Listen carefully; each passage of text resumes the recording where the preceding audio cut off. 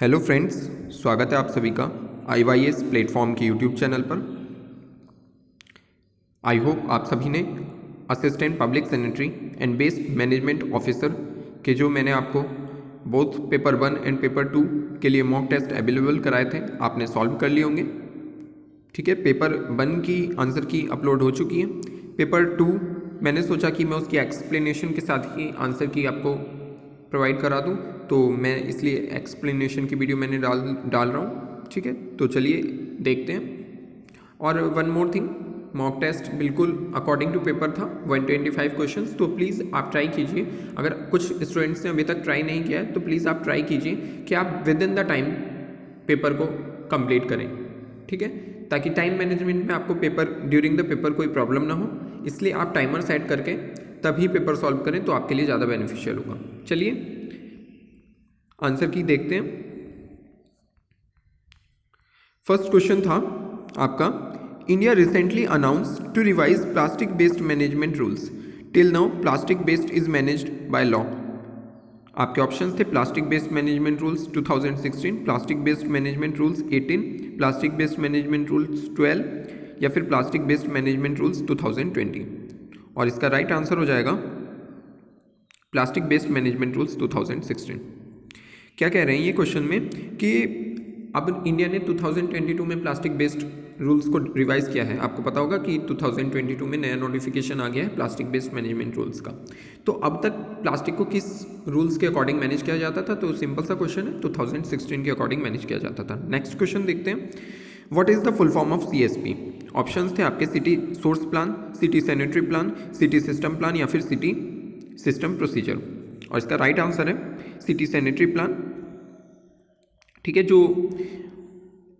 जो सिटी होती है उसका एक सैनिटरी प्लान होता है कि किस टाइप से सिटी को सैनिटेशन करना है, साफ सफाई वहाँ पे करनी है, तो एक सिटी सैनिटेशन प्लान होता है, उसी की ये एक्रोनिम है city CSP, city sanitary plan. चलिए नेक्स्ट क्वेश्चन देखते हैं, इसलिए इसका आंसर बी हो जाएगा। नेक्स्ट क्वेश्चन देखते हैं, the last step in the construction is to quickly fill with dean water the different basins so as to establish. आपके ऑप्शंस थे porosity, permeability, aeration, none of the above. और इसका right answer हो जाएगा permeability. ये क्या कह रहे हैं क्वेश्चन में कि जब आप कंस्ट्रक्शन करते हैं, ठीक है, तो आप जो वाटर होता है उसको, वाटर बेसिन्स को जल्दी से भर देते हैं पानी से।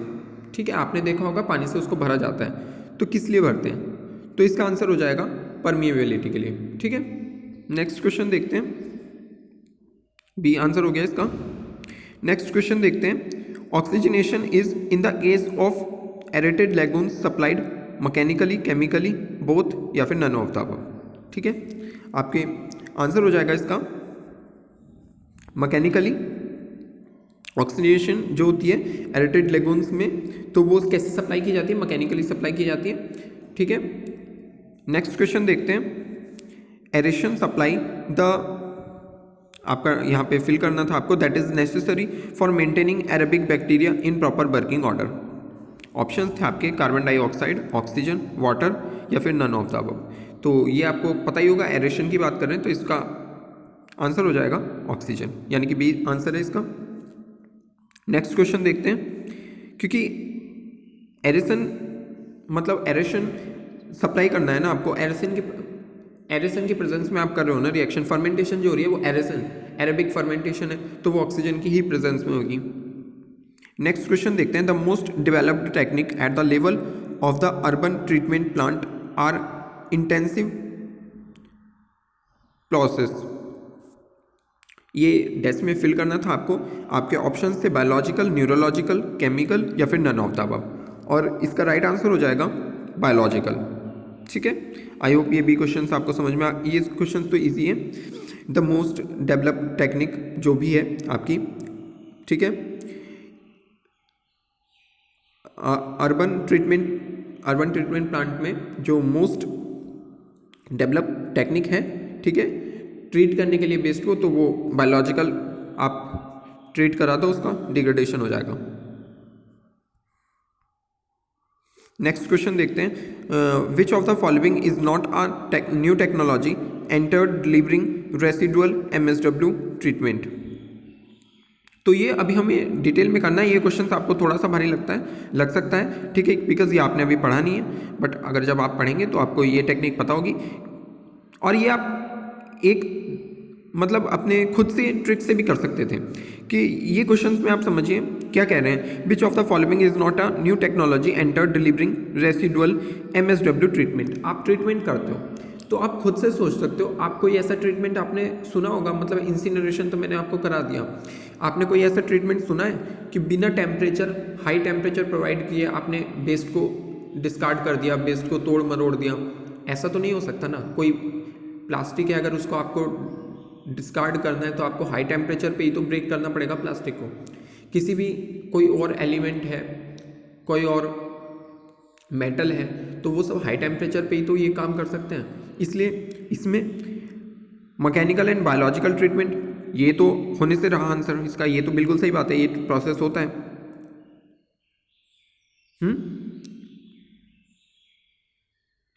Mechanical heat treatment, obviously heat आ गया, मैंने आप ये समझिए हीट आ गया तो ये भी आंसर होने से रहा। फोर्थ देखते हैं एडवांस थर्मल ट्रीटमेंट, इसमें भी टेम्परेचर का रोल है तो ये भी होने से रहा। नेक्स्ट है मैकेनिकल कूलिंग ट्रीटमेंट। तो कूलिंग अभी तक हमने ऐसा कोई प्रोसीजर नहीं पढ़ा है जिसमें कूलिंग पर आप समझ सकें कि वेस्ट डिस्कार्ड हो जाएगा, तो इसलिए इसका आंसर हो जाएगा सी।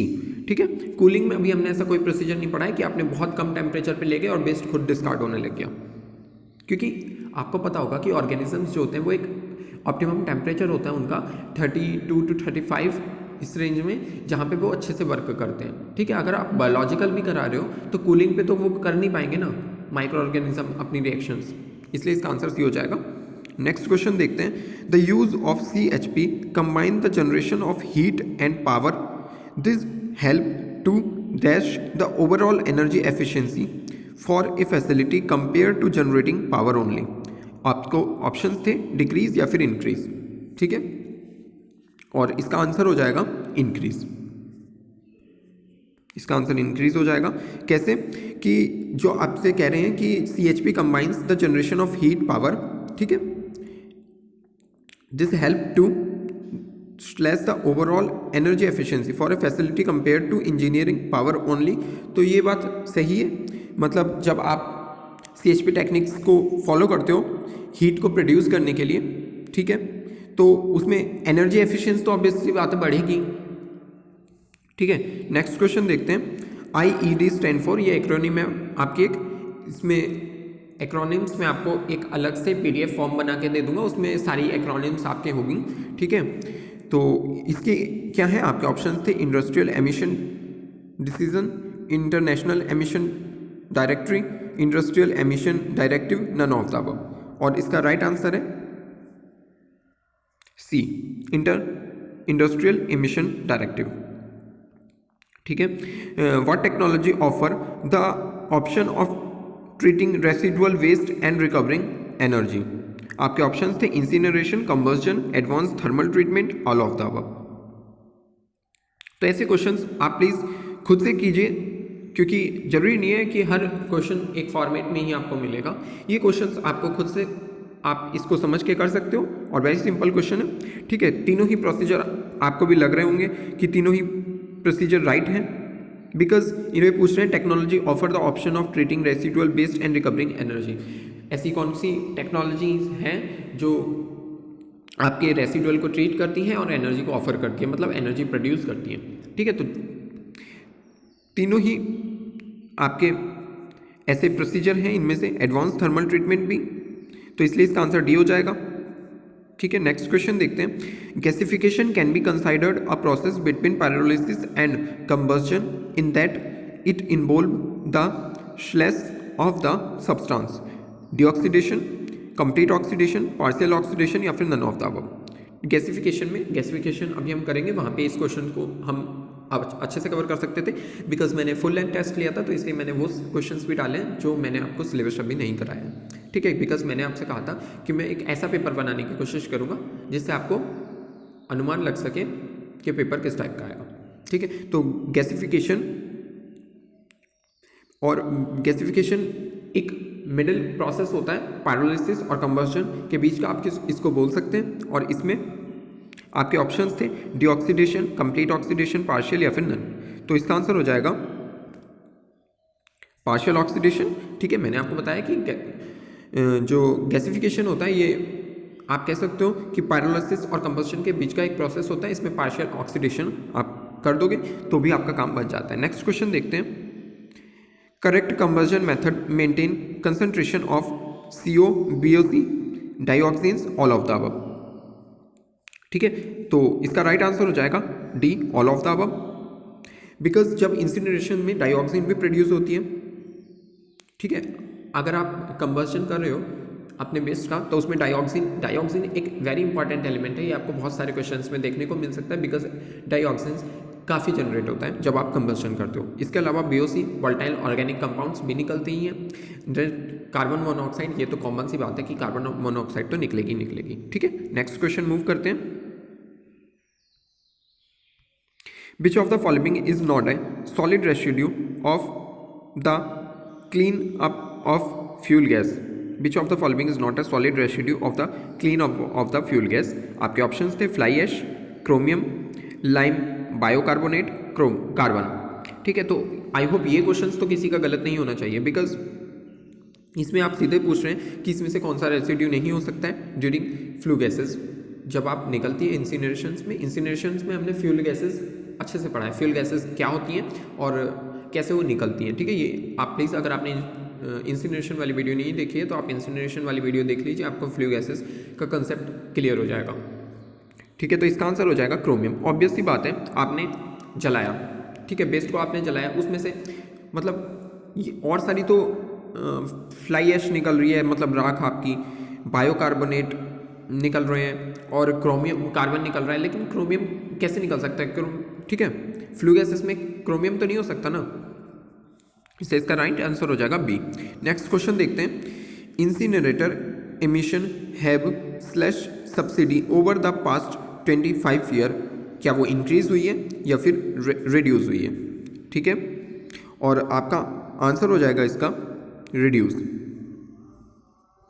इंसिनरेटर में जो इमिशंस हुआ है, ये नहीं पूछ रहे इंसिनरेटर का यूज़ बढ़ा है क्या, ये पूछ रहे इंसिनरेटर से जो इमिशंस है, तो ऑब्वियस सी बात है वो रिड्यूस हुआ है। ठीक है, क्योंकि बेटर क्वालिटी के आपने इंसिनरेटर्स बनाए हैं तो उससे इमिशंस रिड्यूस हुआ है। नेक्स्ट क्वेश्चन देखते हैं। Any based management operation can give rise to dust and order, this can be minimised by good building design, performing all operations under controlled condition indoor, good working practices, all of the above. तो ऐसे questions का answer most of आप ध्यान रखिए कि आपको D ही मिलेगा।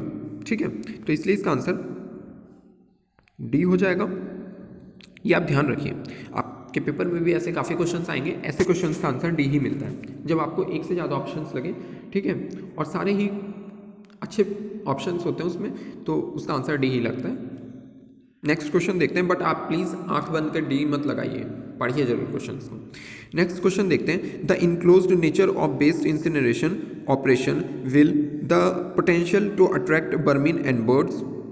ठीक है, ये लिमिटेशंस में है अपनी, या फिर इंक्रीज हुआ है, कोई इफेक्ट ही नहीं करता है, या नन ऑफ द अबव। ये कह रहे हैं कि आपका एक इनक्लोज्ड नेचर में आपने बेस्ड इंसिनरेशन लगाया है, मतलब ठीक है, बंद नेचर में आपने लगाया, तो पोटेंशियल क्या है उसका, वो वर्मिन्स जो या बर्ड्स जो हैं, कीड़े मकोड़े या वर्ड्स जो हैं, उनको अट्रैक्ट करेगा या फिर दूर भगाएगा, इनक्लोज्ड वे में है। ठीक है, तो इसका आंसर आप मुझे बताइए क्या होना चाहिए। ऑब्वियस सी बात है कि वो लिमिट में ही रखेगा। ठीक है, वहाँ पे जब आप एक बंद प्रोसेस में करा रहे हैं इंसिनरेशन, तो ऑब्वियस सी बात है वहाँ पे पक्षी वगैरह नहीं आएंगे, लेकिन आप खुले में अगर स्टोर करते हैं वेस्ट को, वहीं पे इंसिनरेशन करा रहे हैं, तो वहाँ पे पंछी वगैरह आते ही हैं। ठीक है, तो ये क्वेश्चंस भी आई होप आपको क्लियर हो गया हो। नेक्स्ट क्वेश्चन देखते हैं। Any waste which contain plastic and paper is dash likely to lead to litter problem, more या फिर लेस, और आपका इसका आंसर हो जाएगा more. Any waste which contain plastic and paper more likely to lead to litter problem. ठीक है, जब आपकी सड़कों पर कूड़ा वगैरह होता है, लिटर में मैंने आपको बताया था कि जितना कूड़ा ज़्यादा होगा तो वो लिटर प्रॉब्लम क्रिएट करेगा ही। तो ये सिर्फ यही कह रहे हैं, प्लास्टिक पेपर जो आपके एरियाज़ वगैरह में इकट्ठे हो रहे हैं तो वो क्या लिटर प्रॉब्लम क्रिएट करते हैं क्या? ऑब्वियस सी बात है कि वो क्रिएट करेंगे ही। नेक्स्ट क्वेश्चन देखते हैं। एन इंसिनरेटर में provide positive social impact in the form of employment and educational opportunity, potentially as a cheap source of domestic or industrial heating, none of the above या फिर all of the above। ठीक है, आपके options ये थे चारों। ठीक है, इसमें से आपको एक ऑप्शन चूज करना था, तो ये दोनों ही प्रॉब्लम का सोल्यूशन देता है। इसका आंसर हो जाएगा डी। ठीक है, क्योंकि कैसे डी हो जाएगा? जो आप वेस्ट रिड्यूस कर रहे हो तो एजुकेशनल अपॉर्चुनिटीज़ भी दे रहा है, एम्प्लॉयमेंट भी दे रहा है आपको, एंड आपका ये चीपर सोल्यूशन है। आप वेस्ट को अच्छे से रिड्यूस कर सकते हो, कम धन के साथ आप रिड्यूस कर सकते हो वेस्ट को, और इलेक्ट्रिसिटी वगैरह प्रोड्यूस कर सकते हो, एनर्जी प्रोड्यूस कर सकते हो, इसलिए इसके आंसर दोनों हैं।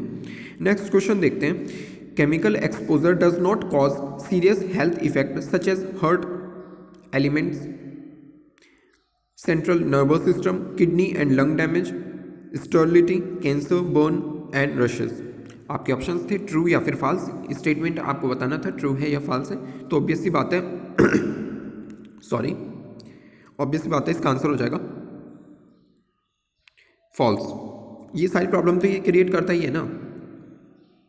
केमिकल एक्सपोजर आप एक हजार्डियस बेस्ड है, आप उसके एक्सपोज हो गए हैं उससे, तो ऑब्वियस सी बात है आपको ये सारी प्रॉब्लम होंगी, और ये बोल रहे थे डज नॉट, तो इसका आंसर हो जाएगा फॉल्स।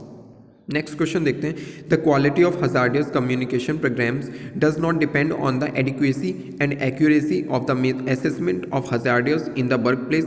और पूछ रहे हैं आपसे स्टेटमेंट है ट्रू या फिर फॉल्स।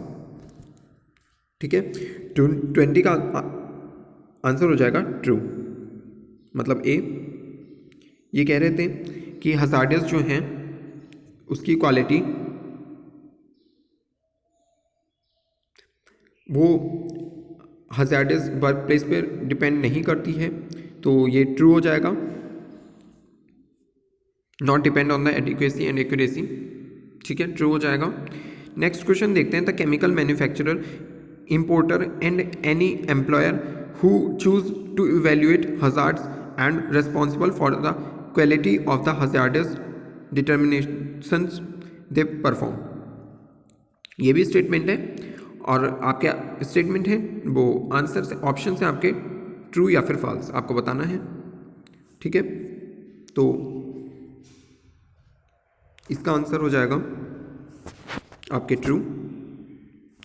केमिकल मैन्युफैक्चरिंग जो होती है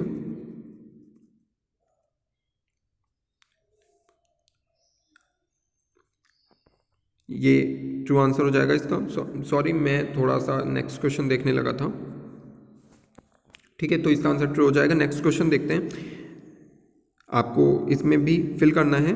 the slash is detail information bulletin prepared by the manufacturer और importer of a chemical that describe the physical and chemical properties, physical and health hazards, routes of exposure, precautions for sale, handling and use, emergency and first aid procedure and control measure. मतलब आपसे एक technique है, ये पूछ रहे हैं कि इसमें से कौन सी है। ठीक है, तो यहाँ पे आ जाएगा, अगर ये क्वेश्चंस आपने अभी तक तो करा नहीं होगा थ्योरी में, तो इसका आंसर हो जाएगा MSDS। MSDS is a detail information होती है। ठीक है, जिसमें ये आप जब हजार्डियस बेस्ड मैनेजमेंट करोगे ना, तब आपको ये वाला टॉपिक्स के सारे क्वेश्चन समझ में आ जाएंगे कि जब आप हजार्डियस बेस्ड करते हो तो उसमें ये MSDS एक टेक्नोलॉजी होती है। ठीक है, जिसमें हम एक डिटेल्ड आपका पूरा चार्ट बना लेते हैं एक्सपोजर वगैरह के। ठीक है, नेक्स्ट क्वेश्चन देखते हैं। Choose the appropriate option. Used solvent are defined as all organic flood contaminated as a result of use for the cleaning और टाइटनिंग और use as a solvent, antifreeze और फॉर ए सिमिलर प्रोसेस। ठीक है, आपको इसमें से बताना है कि दोनों सही हैं, एक सही है या फिर कोई भी सही नहीं है। नेक्स्ट ऑप्शन देखते हैं। The landfill site should not be near और in the vicinity of civilian और military airfield where landfills attract bird and birds are dangerous to aircraft. Bird can get sucked into the aircraft engines and cause the aircraft to crash. Obvious सी बात है, दोनों ही statement इसके सही हैं, ठीक है। तो इसका आंसर हो जाएगा बोथ, सी आंसर हो जाएगा इसका। नेक्स्ट क्वेश्चन देखते हैं, चूज द करेक्ट वन। इसमें से भी आपको बताना है कि एक सही है या फिर दोनों सही है। A debris sweeper is device generally made of, मैंने आपको स्वीपर वगैरह की क्वालिटीज़ बताई थी, ठीक है। तो पहला क्वेश्चन, वो पहला ऑप्शन इनका बिल्कुल करेक्ट है, थोड़ा सा लेंदी हो रहा है तो इसलिए मैं आपको ऐसे ही बता देता हूँ इसका आंसर। मतलब आपको मैं ये समझा देता हूँ कि इस स्टेटमेंट में कहना क्या चाह रहे हैं, ठीक है। आपके पास जो स्वीपर होता है, ठीक है, तो वो क्या करते हैं स्वीपर में, आप ये कह रहे हैं वर्टिकली अलोंग द केबल, हाँ ये कह रहे हैं वॉलेटाइल्स जो होते हैं उस स्वीपर की बात कर रहे हैं। तो उसमें क्या होता है, आपके दो किनारे हैं सपोज दैट, उसके बीच में आप एक वायर स्टिक कर दोगे। अब उन दोनों पॉइंट्स को जैसे जैसे आप मूव कराओगे, ठीक है, तो वो जो वायर है वो उसके साथ साथ उसके रास्ते में जितना भी डेब्रिज आ रहा है वो सबको अपने साथ खींचने लगता है। ये इस में बोल रहे हैं ये, ठीक है। और नेक्स्ट है large floating debris consist of logs or trees. Such large floating debris is also known as drift. तो ये भी आपका सही हो जाएगा। और इसका आंसर, सॉरी एक मिनट, इसका आंसर आपका नन हो जाएगा, बिकॉज मैंने आपको बताया कि जो मैंने आपको बताया ना कि जो आपका ये टेक्नोलॉजी की बात कर रहे हैं स्वीपर में, तो वो जब आपने दोनों किनारे पर आपको एक स्ट्रिंग को आपने नॉट लगा दिया, आपने उसको बांध लिया, ठीक है, तो उसको आपने फिर मूव कराया, दोनों जो पॉइंट्स थे आपको उसने आपने उस पॉइंट्स को मूव कराया, तो जो उसके विद इन द वे जितना भी गार्बेज आता है तो वो सारा खिंचता चला जाता है। ये होती है एक टेक्निक। लेकिन यहाँ पे उसके बारे में तो कुछ नहीं बताया, यहाँ पे तो वर्टिकली की बात कर रहे हैं, तो इसलिए ये स्टेटमेंट गलत है। नेक्स्ट था वो भी गलत है।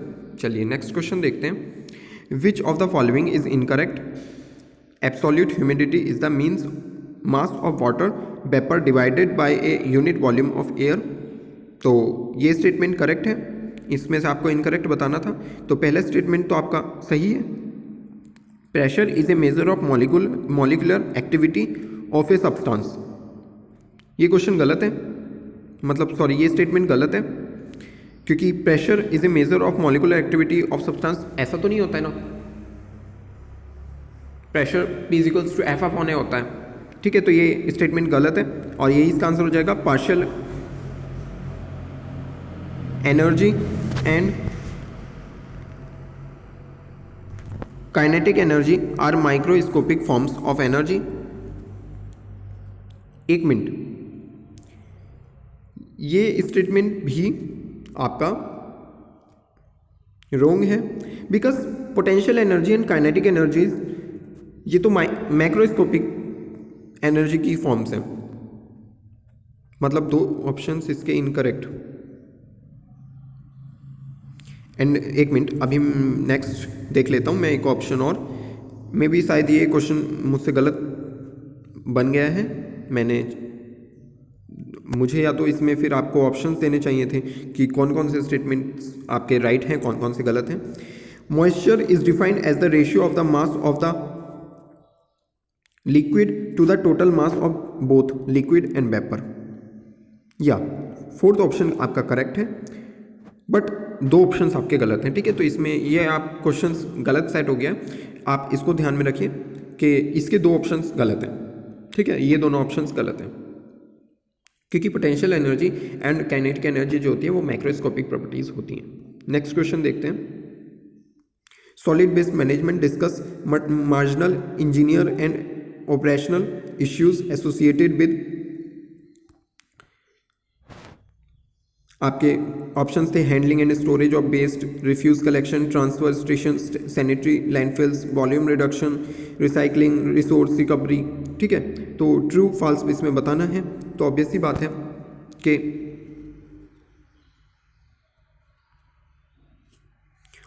है कि इसका आंसर तो आपका ए ही हो जाएगा, तो क्योंकि ये ट्रू है, ठीक है, तो इसका आंसर ए हो जाएगा।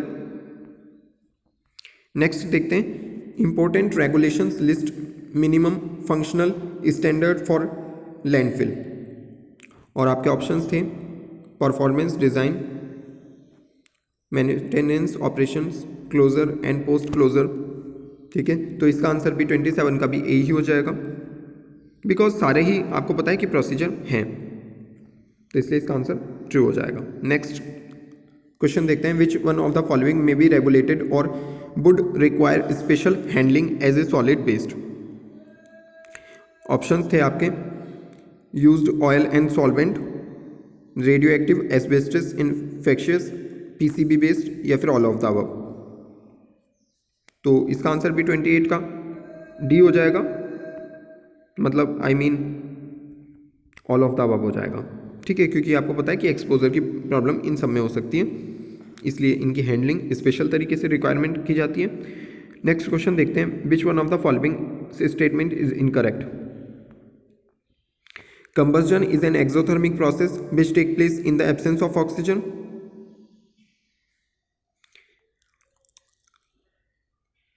Pyrolysis is an exothermic process which take place in absence of oxygen.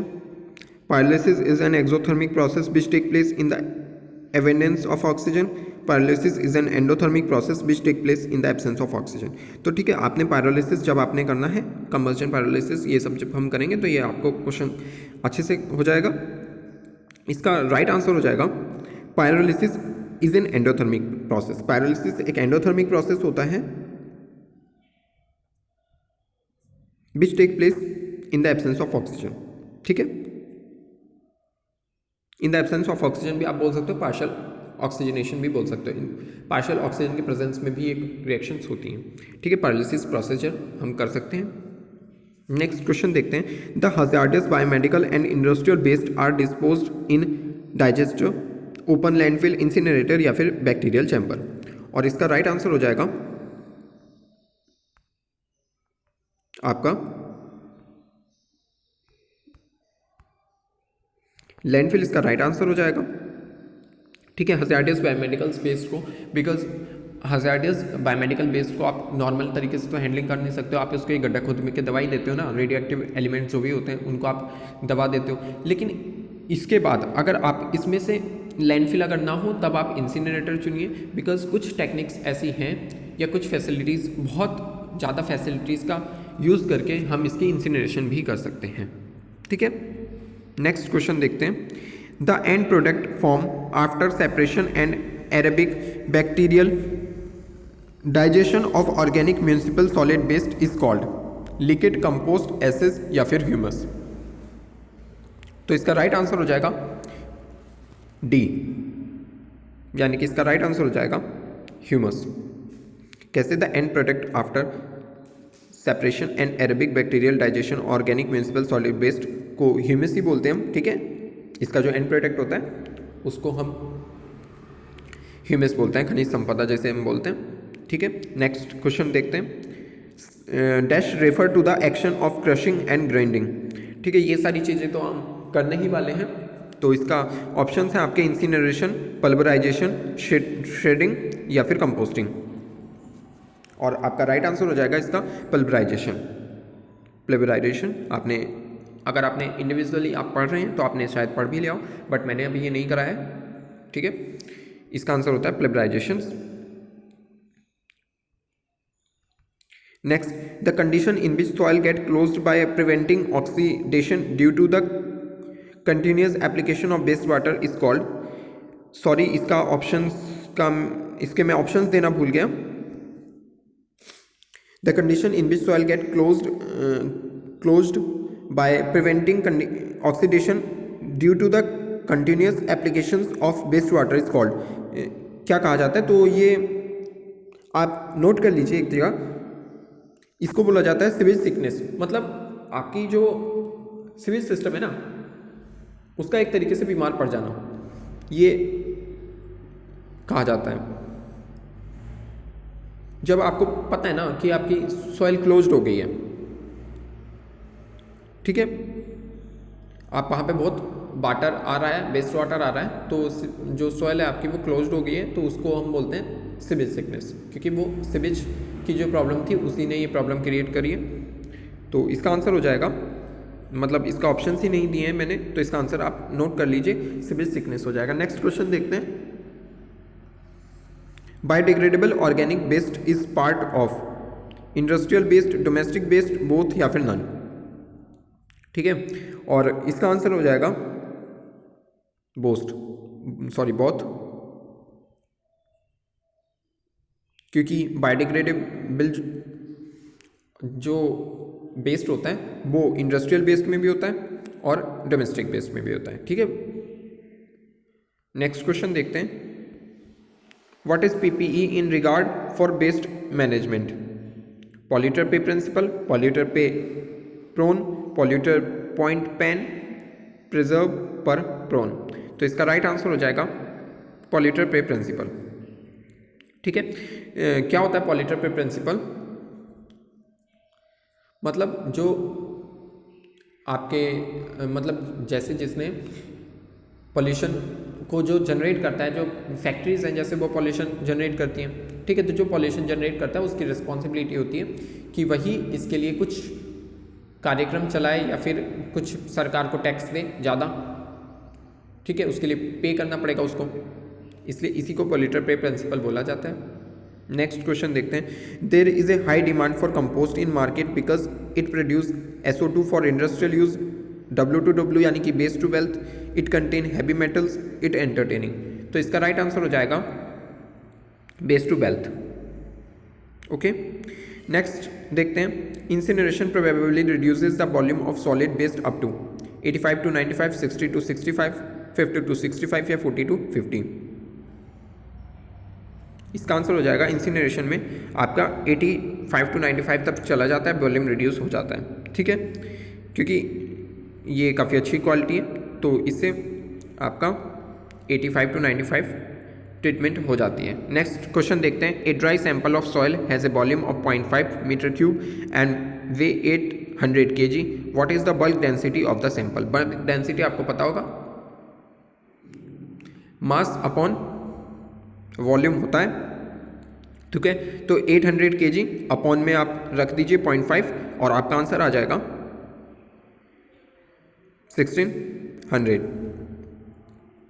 I hope आपको इस क्वेश्चन में कोई प्रॉब्लम नहीं आई होगी, बिकॉज मैंने ये इस टाइप के क्वेश्चंस न्यूमेरिकल मैंने एक वीडियो में आपको कराए हैं और मैंने सारे फॉर्मूलेस भी आपको नोट डाउन करा दिया था, ठीक है, तो और फॉर्मूले इंपॉर्टेंट है, आप प्लीज़ याद रखिए और न्यूमेरिकल प्रैक्टिस भी आप कर लीजिए, नहीं तो आप मुझे बता दीजिए, मैं और न्यूमेरिकल प्रैक्टिस करा सकता हूँ आपको, ठीक है।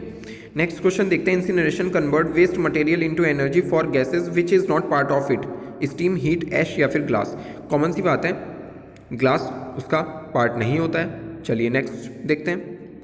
According to classifications how many type of landfills are there? 2, 3, 4 या फिर 5, ठीक है।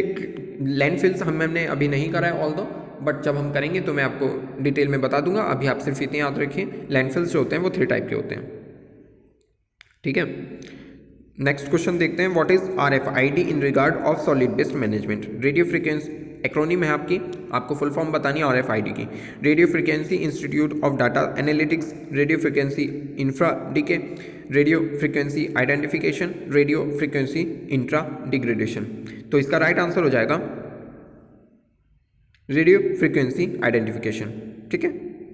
ये जो RFID की फुल फॉर्म होती है रेडियो फ्रीक्वेंसी आइडेंटिफिकेशन, इसको हम सॉलिड वेस्ट मैनेजमेंट करने के लिए यूज़ करते हैं। नेक्स्ट देखते हैं। No non recyclable waste having a calorific value of more is permitted in landfills. आपको बताना है लैंडफिल्स में किससे ज़्यादा अगर एनर्जी वैल्यू हो जाएगी, कैलोरीफिक वैल्यू, इसीलिए तो हम कैलकुलेट करते हैं कैलोरीफिक वैल्यू, ठीक है। तो आपको बताना है कि वो लिमिट क्या है जिससे ज़्यादा उन पर रिफ्यूज़ कर दिया जाता है लैंडफिल्स के लिए, ठीक है। तो इसके ऑप्शन थे 1100, 1200, 1400 या 1500। राइट आंसर हो जाएगा इसका 1500। इससे ज़्यादा कैलोरीफिक वैल्यू होती है तो वो लैंडफिल में जाता है। देखते हैं next. Dash consist of bulky waste such as those construction site, garbage, refuse, rubbish या फिर डेब्रीज। तो इसका आंसर आपको सबको पता होगा, डेब्रीज होता है। Debris consist of bulky waste such as those of construction site. ठीक है, डेब्रीज मलबे को तो बोला जाता है, तो मलबे में कंस्ट्रक्शन साइट से मलबा निकलता है आपके। नेक्स्ट क्वेश्चन देखते हैं, dash of best is carried out to determine the CnHO etcetera, calorific value या फिर बायोडिग्रेडेबिलिटी, अल्टीमेट एनालिसिस या फिर प्रॉक्सिमेट एनालिसिस। तो जहाँ पे मैंने आपको फिजिकल एंड केमिकल प्रॉपर्टीज़ कराई है वहाँ पे मैंने आपको बताया है अल्टीमेट एनालिसिस में ही हम एलिमेंट्स की क्वालिटीज़ को पता कर सकते हैं, इसलिए इसका आंसर हो जाएगा सी, अल्टीमेट एनालिसिस। ठीक है, नेक्स्ट क्वेश्चन देखते हैं, unit of bulk density is, unit of bulk density, bulk density की यूनिट क्या होती है? ऑप्शन है आपके ग्राम पर ml, तो ग्राम पर ml तो हो नहीं सकती, बिकॉज आपका जो डेंसिटी का फॉर्मूला होता है वो होता है मास अपॉन वॉल्यूम। ठीक है, तो मास अपॉन वॉल्यूम के अकॉर्डिंग अगर आप यूनिट निकालें तो केजी पर मीटर स्क्वायर ये भी नहीं हो सकती,